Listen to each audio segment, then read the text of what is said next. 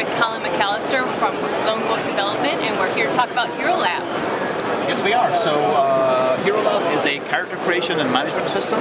It lets you build characters for Pathfinder, Shadowrun, D23.5, Call of Cthulhu, Savage Worlds. We've got a bunch of different systems. We're showing Pathfinder here. The first step in building your character is always to just choose the level you've got, which book you're using. So let's say we're going to start by building level 3 character. You can pick, we've got all the Pathfinder supplements available. Advanced Player's Guide, Ultimate Combat that just came out of the show. We released it yesterday. Ultimate Magic, the Bestiary. So one important thing about Hero Lab is that it's not just for players, it's also for GMs. So you can use it to build NPCs, help run your games, that stuff too. Let's say we're going to create a new character, level 3. We're going to start a character, let's say Cleric. Let's do Druid. Druid? Yeah. Okay, so we're going to have 3 levels of Druid. Here. So we've got 3 levels of Druid here. You can pick how many hit points you get for each level. Your favorite class bonus for Pathfinder, you can pick a skill point or a hit point at each level. We track that too. One of the major cool things about Hero Lab is that we make sure that everything is, all the proper points are added and tracked up. Because especially when you have things like, okay, you add a new skill rank, if you add a few levels, you add new favorite class bonuses, it's really easy to just forget something somewhere or add something twice. Hero Lab helps you avoid that by doing everything for you automatically. So for example, right here, the 2 levels of Druid are in red. That's because we need to choose how many hit points we roll right now. So let's say we've got 5 hit points for there, and 7 for there on the D8. So now that's our 3 levels of Druid. We can also add archetypes from the Advanced Player's Guide, Ultimate Magic, Ultimate Combat. So I could choose to be a Lion Shaman or a Jungle Druid, just configuring the base class to with all the different abilities that those have. We can also pick a race. So let's go through here and pick a half-elf.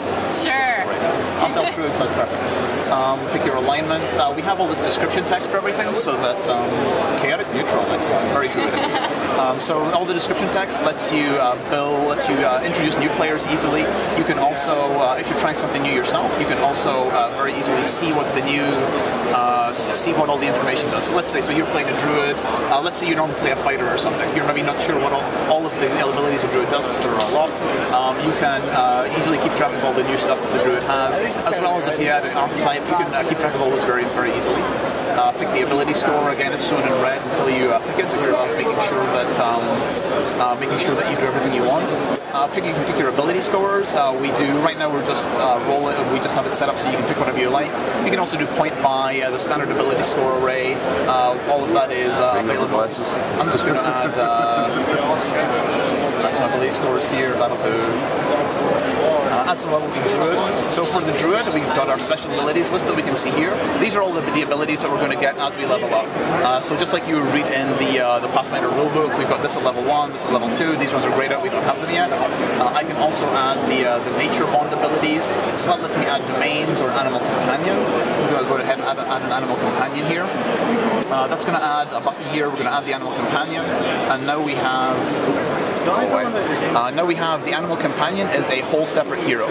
So we can switch to that and pick, okay, my animal companion is a badger. Badger, don't give it. Badger. And the badger has a bunch of additional hit dice. It has some skills. It has some feats. So the badger is listed here as a totally separate hero. You can keep track of their skills, feats, their abilities very easily. So just like with all the ability scores are pre-generated for you for the badger. You can change them if you want, but that's the default. So having an animal companion, you can see all the details about it right here instead of having to cram that onto a tiny space on the character sheet. Going back to the regular character, we can also pick spells. So right now we've got a 4 level 0 spell, 3 level 1, 2 level 2. We have the full spell list from with all the supplements here. Magic Stone, we've got the full descriptions, all the details. So this is just like looking through the book, figuring out which spells that you want to take. For the feats list, let's say we want to add our 2 feats. So right now we've got 964 feats available. That's everything from the core rulebook, Advanced Player's Guide, Ultimate Magic, Ultimate Combat. That's a few too many feats. So let's say we want to show only the feats that are valid for this character. Okay, now we've only got 170 feats. These are the feats that we meet the prerequisites of. So all feats for other character classes or other races or that require higher ability scores are gone. So we can just scroll through here, and again all the description text is here. We can add feats that we're not qualified for if we want, and Hero Lab will let us do so. Let's just add this random feat. Let's see, we can build custom magic weapons. So let's say that you just you finish an adventure, you defeat the big bad guy at the end. We're going to have the bad guy has a +3, let's go for the list of weapons, a +3 boar spear. It's pretty intuitive, there we go. The boar spear is made of mithril, and it has the ghost touch and frost special abilities. Nice. And so we've got here's the details of and maybe it's got a custom name that you can enter here.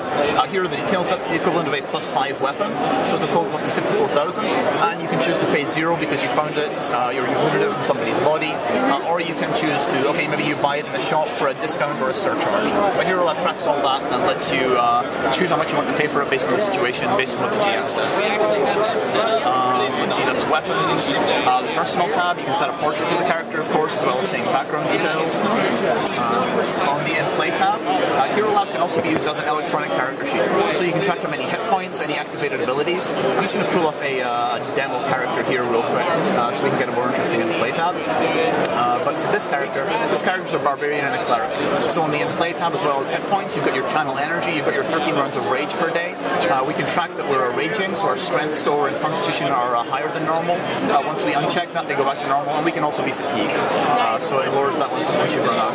You can also add set conditions, so I'm in total defense, I'm nauseated. I can keep track of my spells, how many times I've cast each per day, how many are left. And then what I can also do, let's say I'm a GM and the adventure starts with the players in a tavern, and from there they go onwards. Except this time the players don't. They start a fight in the tavern. I haven't prepared anything like that, but with Hero Lab we have all these stock heroes, so something from the NPC guide, the Game Master's Guide. Let's see, entertainers in the tavern. I'm going to add, one of each of these guys from the tavern, so I'm going to barkeep, a barmaid, a celebrity bard, a drunkard, a minstrel. Nice. Hero Lab's going to import them all. So now not only are we going to have the player characters, we're also going to have all these characters from the tavern as well.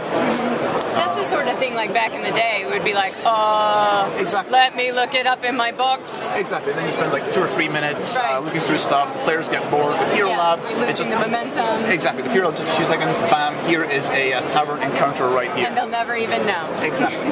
And then not only that, what the GM can do is go to the tactical console. That shows you everyone's details, hit points, saving throws, perception, skills.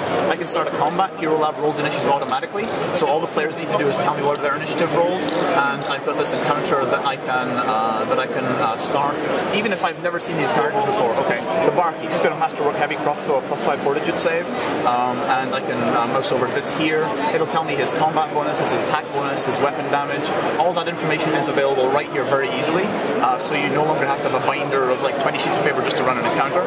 You can keep track of it very easily on Hero Lab.